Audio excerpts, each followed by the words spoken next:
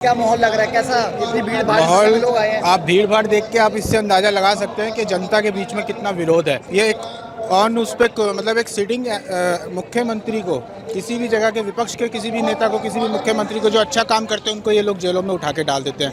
आज ये ईडी वगैरह जितने भी इनके मतलब संवैधानिक जो एक संस्थाएं हैं उनका दुरुपयोग हो रहा है। क्या विपक्ष के नेता ही चोर हैं?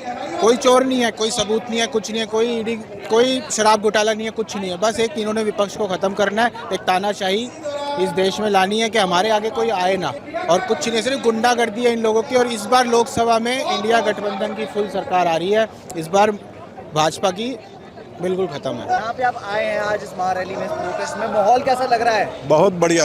अब की बीजेपी सरकार को उखाड़ फेंकेंगे हम लोग। अब की बार तड़ी पार।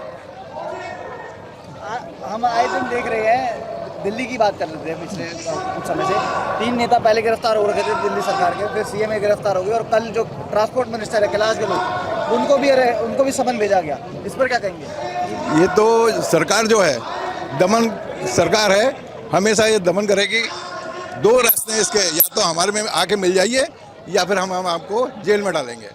ये इनका नीति है और यही नियम है, और कोई काम नहीं है। आज लोग जो हैं बेरोजगारी से परेशान हैं, महंगाई से परेशान हैं, उसके बारे में एक शब्द नहीं बोलने को तैयार होते ये लोग। और महिलाओं के साथ कितना उत्पीड़न होता है इसके बारे में कभी नहीं बोलते। तो ऐसी सरकार को तो अब की उखाड़ के फेंक दो। 10 साल दिए इन्हें, बहुत अच्छी तरह दिए हैं इनके देने के लिए, लेकिन इन्होंने जनता के लिए कुछ नहीं करके दिया।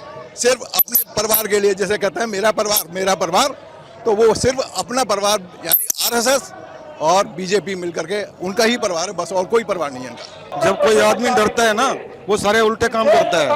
अभी मोदी जी, बीजेपी गवर्नमेंट, ये पूरे डरे हुए हैं, इसलिए जो भी ये काम करते हैं वो उल्टा पड़ता है। अभी अरविंद जी को अंदर करके क्या फायदा हुआ इनको पता नहीं, इनका सर्वे भी करवा रहे हैं। 52% वोट का फर्क पड़ गया है। पूरा हिंदुस्तान, क्या पूरी आजकल तो पूरी दुनिया में केजरीवाल जी का नाम है। 2012 के प्रोटेस्ट से मेरा कोई ताल्लुक नहीं था, लेकिन इस प्रोटेस्ट से मैं महसूस करता हूँ ये बहुत गंभीर प्रोटेस्ट है। इसमें सब पार्टियाँ शरीक हुई हैं, और इस वक्त 2 चीज़ों पे ख़ास तौर से हमें फोकस करने की ज़रूरत है। एक तो हमारे धर्म को मिट्टी में मिलाया गया, उसमें नफ़रत का एलिमेंट दाखिल करके, और दूसरा हमारे हिंदुस्तान का जो संसद है उसको ख़त्म किया गया।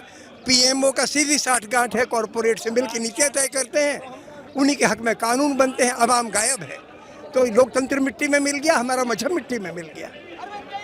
हम देख रहे हैं कि ईडी सीबीआई केसेस चलाती है। 3 नेता आम आदमी पार्टी के पहले अंदर थे, अब केजरीवाल जी अंदर गए, कल कैलाश गहलोत जी को भी समन आया था। क्या कहेंगे इस पे? ये तो बहुत ही गलत है भाई। किसके कहने पे आप कर रहे हो? प्रधानमंत्री के कहने पे हो रहा है ना ये, या गृह मंत्री के कहने पे हो रहा है, या उस आदमी को जिसको आपने नंबर 1 पहले कहा कि भाई कल्प्रिट तो वो है, और उसी को आपने कहा कि उसी के कहने पे आप कर रहे हो, जिसके खाते से आपके खाते में 55 करोड़ रुपए गए। तो आपने तो, यानी अंधा आदमी भी कह देगा कि ये पक्षपात की कार्रवाई है, ये इंसाफ की कार्रवाई नहीं है। तो ये क्या बात है? हमारे हिंदुस्तान की जितनी इन्वेस्टिगेटिंग एजेंसीज हैं, अगर उनकी निष्पक्षता ख़त्म हो गई या उनको काम नहीं करने दिया जा रहा, तो ये तो बहुत ही गलत है। How is the atmosphere here in Delhi? Here, all of them from every part of India gathered together for the same objective. तो हमें तो इंडिपेंडेंस चाहिए, हमें तो डेमोक्रेसी चाहिए। डेमोक्रेसी को तो हम वापस we get back our democracy and Bilingual, no issues with that. yeah. And जैसे हम देख रहे हैं, there is a term which is coined as BJP washing machine. What are your thoughts on that? Yeah, they are all doing very wrong thing. This is all against democracy and constitutional law. So this party started in 2012 when Arvind Kejriwal and his fellow members came to this ground, Ramlila Maidan, and now again we are here. So what are your thoughts on this? What will happen after this? Yeah, people are always stand for a valuable thing. Ideology, we are stand for ideology. And ideology will win everywhere. आज Ramlila ground में जो ये जनसलाब देख के लोगों का लग रहा है कि आने वाले दिनों में ये लोकसभा के चुनाव में इंडिया गठबंधन का मजबूती से सरकार बनेगी यहीं से दिखता है। आप देखो लोगों को, आप जगह जगह से अलग अलग लोग अपने आप आए हैं, इनको किसी ने बुलाया नहीं है। इनमें वो जो मोदी की तानाशाही चल रही है उसके खिलाफ ये लोग खुद उठे हैं और आने वाले दिनों में ये देखना पूरा इंडिया गठबंधन को सपोर्ट करेंगे। माहौल बहुत बढ़िया लग रहा है, जनता का बहुत अच्छा समर्थन मिल रहा है और तानाशाह सरकार के विरोध में लोग जागरूक हो रहे हैं। इससे हमें बहुत खुशी है और इसकी तानाशाही को ख़त्म किया जाएगा बहुत ही जल्दी। और जैसे भी अरेस्ट कर रखा है, आप लोग प्रोटेस्ट कर रहे हैं, अगर प्रोटेस्ट के बाद भी अगर रिलीज नहीं करते तो फिर आपको क्या लगता है क्या करना चाहिए?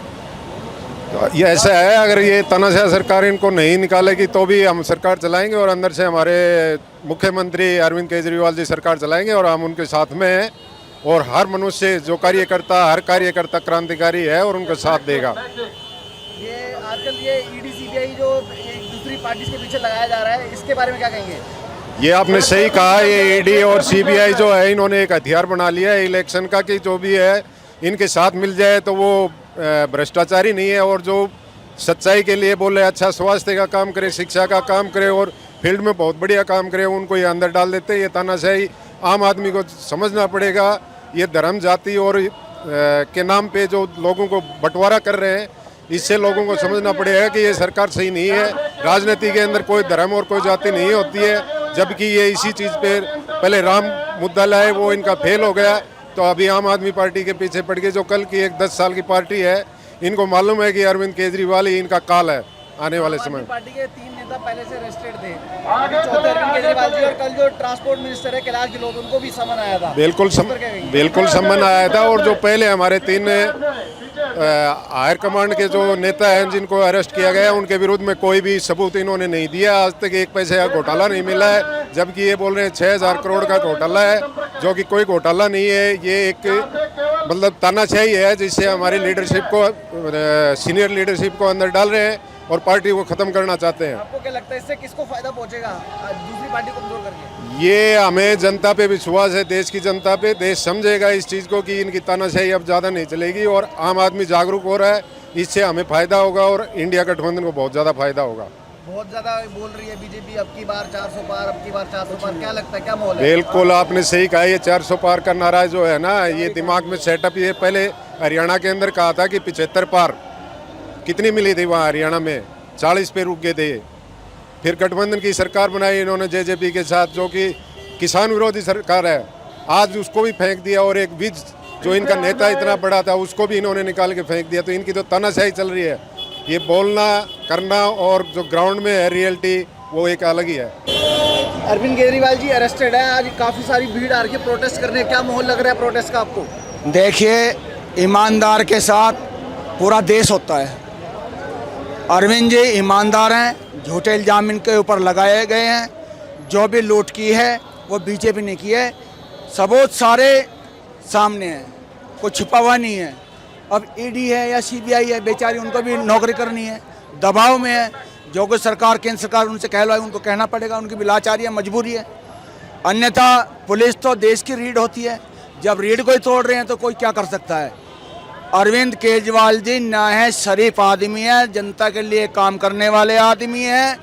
बिजली दिया, पानी दिया, मेडिकल दिया, जो लोगों ने मांगा लोगों को वो अरविंद जी ने दिया और आगे भी देंगे, ऐसी उम्मीद हम उनसे करते हैं। मेन काम अरविंद केजरीवाल का, दूसरा काम गठबंधन, हमारा आपस का जो गठबंधन है उस काम के लिए आए हैं और देश के संविधान को बचाने के लिए आए हैं। जो भारत का जो संविधान है बाबा साहब अम्बेडकर के द्वारा रचित, जिससे मोदी सरकार आई थी 10 साल पहले, आज उसी संविधान को मोदी सरकार ने खत्म कर दिया है। और वो जो कह रहा है ना कि 56 इंच का सीना, 56 इंच का सीना चिल्ला चिल्ला के जो बोल रहा है, वो 56 इंच का सीना अगर ईवीएम मशीन की जगह बैलेट पेपर से इलेक्शन कराया जाए तो 56 इंच का सीना जो है ना 6 नंबर पे रह जाएगा, जिसको हम छक्का बोलते हैं। और कैसा माहौल लग रहा है इस प्रोटेस्ट में? बहुत अच्छा केजरीवाल हो रहा है, बिल्कुल बिल्कुल आम आदमी पार्टी मई हो रहा है, इंडिया गठबंधन मई हो रहा है।